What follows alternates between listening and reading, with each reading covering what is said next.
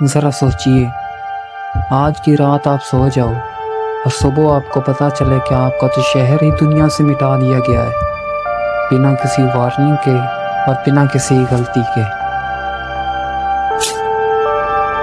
جی ہاں، یہ کوئی فلم کی کہانی نہیں، یہ ایک حقیقت ہے، اور اس حقیقت کا نام ہے چرنوبل۔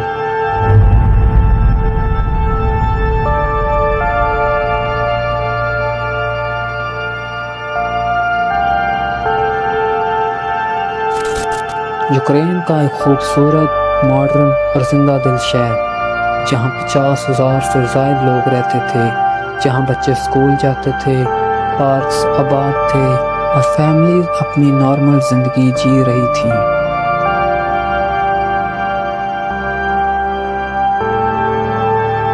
ایسا شہر جس پر لوگوں کو یقین تھا کہ وہ دنیا کے محفوظ ترین شہروں میں سے ایک ہے، کیونکہ ان کے قریب سوویت یونین کا سب سے ایڈوانس نیوکلیئر پاور پلانٹ موجود تھا۔ اس شہر کا نام تھا پریپیات۔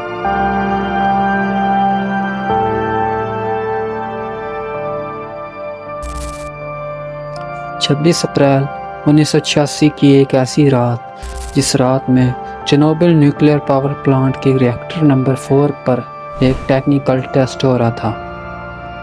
مقصد صرف اتنا تھا کہ دیکھا جائے اگر بجلی بند ہو جائے تو سسٹم کا بیک اپ کام کرتا ہے یا نہیں۔ مگر ٹیسٹ کے دوران انجینئرز نے کچھ سیفٹی سسٹم بند کر دیے۔ انہیں لگا کہ سب کچھ کنٹرول میں ہے، لیکن اصل میں ریئیکٹر دھیرے دھیرے کنٹرول سے باہر ہوتا چلا گیا۔ پاور لیول خطرناک حد تک بڑھ گیا، الارمز بجنے لگے، پینک پھیل گیا۔ آپریٹرز نے ریئیکٹر کو بند کرنے کی کوشش کی، مگر بہت دیر ہو چکی تھی۔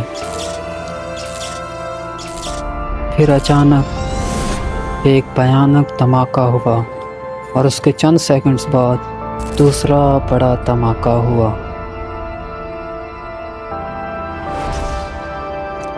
ریئیکٹر کا ہیوی روف ہوا میں اڑ گیا، کنکریٹ اور اسٹیل کے ٹکڑے آسمانوں تک چلے گئے۔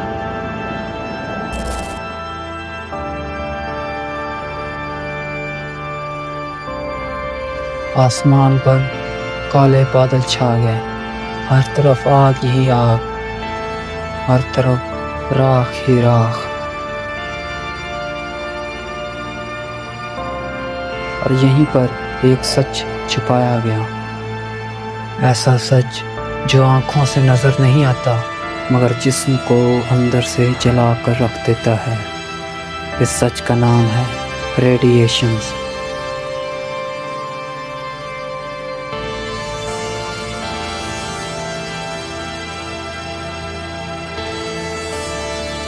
شہر کے لوگ دھماکوں کی آواز سن کر باہر نکلے۔ وہ نہیں جانتے تھے کہ وہ موت کی طرف جا رہے ہیں، ایسی موت جو انہیں دکھائی نہیں دے رہی۔ فائر فائٹرز کو بلایا گیا، وہ بھی بنا کسی پروٹیکٹیو سوٹ کے۔ انہوں نے آگ بجھائی، ڈیبریز اٹھایا، ریئیکٹر کے قریب کام کیا، کیونکہ انہیں بتایا ہی نہیں گیا کہ یہ ایک نارمل آگ نہیں ہے، یہ نیوکلیئر موت ہے۔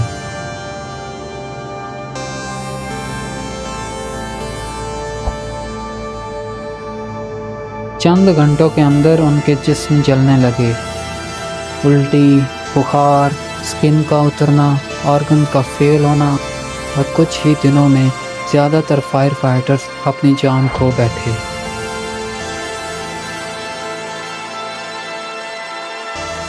لیکن اس سب کے باوجود حکومت نے شہر کو خالی نہیں کروایا۔ لوگ اگلے دن بھی اپنی بالکل نارمل زندگی جی رہے تھے۔ آخر 36 گھنٹوں کے بعد اناؤنسمنٹ ہوئی کہ جتنا جلدی ہو سکے 3 دن کے لیے شہر چھوڑ دیں، صرف 3 دن کے لیے۔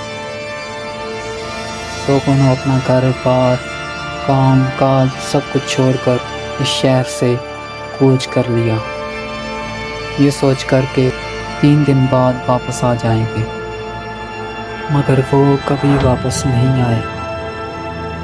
پریپیات ایک زندہ شہر سے گھوسٹ سٹی میں تبدیل ہو گیا۔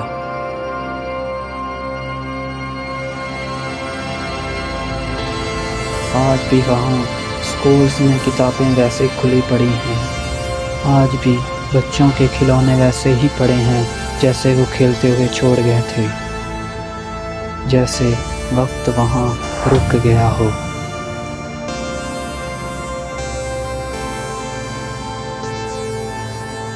لیکن ریڈیشن صرف یوکرین تک محدود نہیں رہی، یہ سویڈن، جرمنی، فرانس اور یوکے تک پہنچ چکی تھی۔ سویڈن وہ ملک تھا جس نے سب سے پہلے محسوس کیا کہ ہوا کے اندر کچھ ریڈیشنز نارمل نہیں ہیں، لیکن جب تک یہ پتہ چلتا کہ یہ radiation Soviet nuclear power plant میں ہوئے دھماکوں کی وجہ سے آئی ہیں، تب تک بہت دیر ہو چکی تھی۔ ہزاروں لوگ کینسر کا شکار ہو چکے تھے، ہزاروں بچے اب نارمل پیدا ہو رہے تھے، لاکھوں لوگوں کی مینٹل ہیلتھ تباہ ہو چکی تھی، اور آج بھی چنوبل کا بہت بڑا حصہ انسانوں کے لیے محفوظ نہیں ہے۔ سائنٹسٹ کے مطابق کچھ علاقے ایسے ہیں جو اگلے 20,000 سال تک رہنے کے قابل نہیں ہوں گے۔ اب سوچئے، ایک ٹیسٹ، ایک غلط فیصلہ اور اس کا اثر نسلوں تک۔ چنوبل صرف ایک نیوکلیئر ایکسیڈنٹ نہیں تھا، یہ انسانی غرور کی مثال تھی، یہ حکومت کے جھوٹ کی قیمت تھی، اور یہ ان لوگوں کی قربانی تھی جنہوں نے اپنی جان دے کر باقی دنیا کو اور زیادہ تباہی سے بچایا۔ آج چنوبل خاموش ہے، مگر اس کی خاموشی چیخ چیخ کر کہہ رہی ہے کہ جب سچ چھپایا جاتا ہے تو اس کا نتیجہ صرف تباہی ہوتا ہے۔ چنوبل ایک شہر نہیں، ایک وارننگ ہے، انسانی تاریخ کا وہ زخم ہے جو شاید کبھی پوری طرح بھر نہ سکے۔